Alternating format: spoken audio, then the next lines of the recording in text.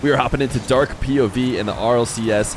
It is Zone playing against Rule 1. Zone being the team name for Dark, Zone, and Sickies. And of course, Rule 1, Khaled, Ahmad, and Nupo. And now, you might be wondering, haven't we already been watching Dark against Rule 1? And that actually did happen, but that was in the double elimination portion of the bracket. A huge double elimination bracket settles all the way down to 16, which they then run the Swiss from. Now, unfortunately, for Zone, they played Rule 1 in that double elimination bracket, and they played him again right away in the Swiss, and this is from that match. So I wanted to check them out, see it again. Technically, you know, this would be the main event. We talked about Dark debuting in the RLCS in the last video, which is true. The way the RLCS works now, everybody's playing all the way from the open qualifiers, so you might as well just consider them all the RLCS.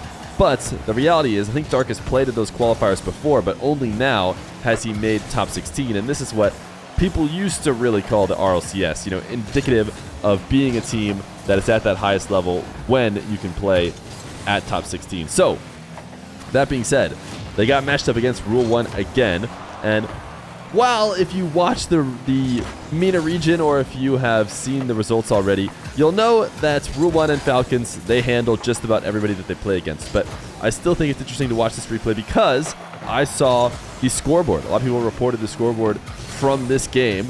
It looked very interesting from the Zone squad, specifically from Dark, so why not check it out? And I'm sure if you saw the title and thumbnail, you already have an idea of how Dark got so many points playing a bit of defense alongside Zone and Sickies. But right now, it's his team that's helping him play defense as they make a save.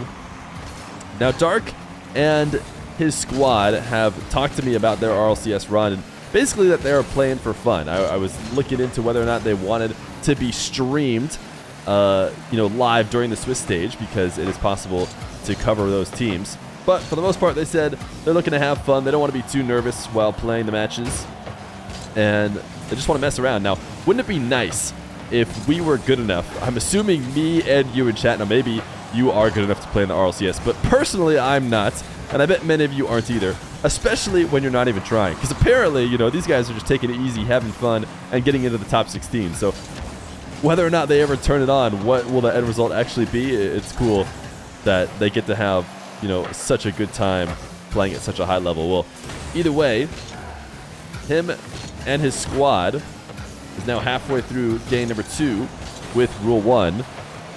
And it is still tied at 0, which, you know, normally in a regular match doesn't mean much, but it's always something you can feel proud about. Playing against the likes of Khaled, Ahmad, and Nupo, as Dark did not want to clear that one towards Rule 1. Unfortunately, though, he sent it up in the air, and a little bit of a lack of communication with Zone. He ended up outplaying Zone. Either he needed to leave it for Zone, or Zone needed to not be up in the first place for them to go for the same ball. Dark gonna allow Khaled and Nupo to go up to this one near the side wall. Look at the wall dashes to intercept this, put it on offense. Actually, 0 boost. He outplayed Nupo, but nobody from his team was around. Not a bad performance there from Dark to beat multiple defenders. But it's not easy to be around and to really rely on that outplay working too often against the likes of Rule 1. But Sickies is air dribble 50. Results in dropping the ball over to Dark, who's wall dashed it in front of the nets, but could not get back around it in time. Also, again, I mean, really tough if you're his teammate to bank on that being available. But hey, Sickies in Zone will find a way to score in that top right, while Dark rotating back after cutting that ball. Dark maybe not the direct scorer of this goal, but still some of that creative movement on offense that kept his team there and kept the rotations from Rule 1 being not where they wanted to be. Now with 55 seconds left to go, Dark squad needs to hold on. It's a great dodge of the bump from Ahmad. Dark getting up over the top of it. His teammates right now, both just sitting in net. They do creep out. Dark rotating around, has to be the one to make the save. A camera check to see if that midfield boost was there. It wasn't. But the back corner awaits him. Zone. First reset, or a first touch reset into a shot for himself. It seemed like Dark was offering out there at the midfield if Zone wanted to give it to him. But it never happened. Dark makes the first save. Can't get back to the next one. Zone taps this one away. As Dark will dunk Khaled to pinch this to the side wall. 10 seconds left to go. Everybody from zone pinned back. Sickies couldn't connect, forcing zone to make that save. Now Dark actually jumped for it as well. Khaled goes underneath him, and Nupo a little last second touch. So if you knew we were just watching one game, you might have looked at the length of the video and already known this must go to overtime. But I think that zone, not just zone the player, but zone the team, seemed to turtle up there a little bit and try their best to get away with winning with one goal instead of, attacking and playing their normal game. They thought we just need to hold on for 20 seconds and we'll be out of this, but unfortunately they were not. So now into overtime they go. Dark bumping Khaled off that corner boost. He could not get a kill touch on that ball. And what I mean by that is he couldn't touch it soft enough to keep his dribble going. It almost seemed like he tried to. The ball was getting absolutely boomed. Now I found Dark multiple times really far away from the play like he is now, with both his teammates up trying to get some offense going. Now I'm not saying that Dark should be up there, especially when his teammates are as aggressive as they are together. I mean, they do need somebody back. It's great wall dashing to get this clear as Dark cycles around, grabs the left field 100. Nupo puts one on target, in and out of the net for Dark.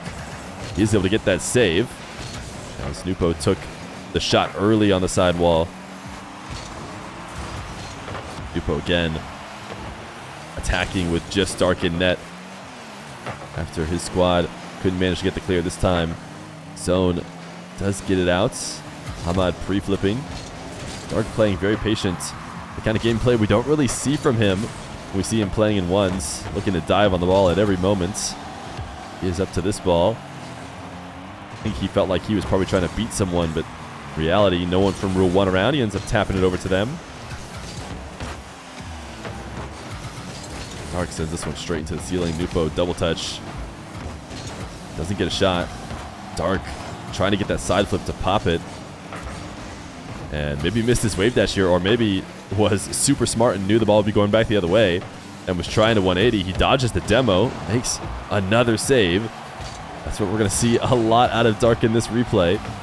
So I'm sure you guys will come to expect. Sickies up to Dark, but Dark doesn't really have the boost, plus a bit too far ahead of that ball. Ball was passed harder. He maybe could have made a play, but with as slow as it was, nothing to be done as Dark makes yet another save off the back wall, directing Ahmad's touch away as he waits for this back corner to respawn. It's not going to, so he'll have to play on pads, but still able to intercept Ahmad. The wave dash is really just for show to force Khaled into the air. Dark loves rotating back in and out of the net every time. We saw that work out for a save previously. This time, no shots around really, just trying to keep that momentum that he values so highly. Able to get a beat out in the midfield. Chasing down now. Oh, wow, almost an opportunity. Ahmad just positioned himself well, such that he was able to stop that quick shot.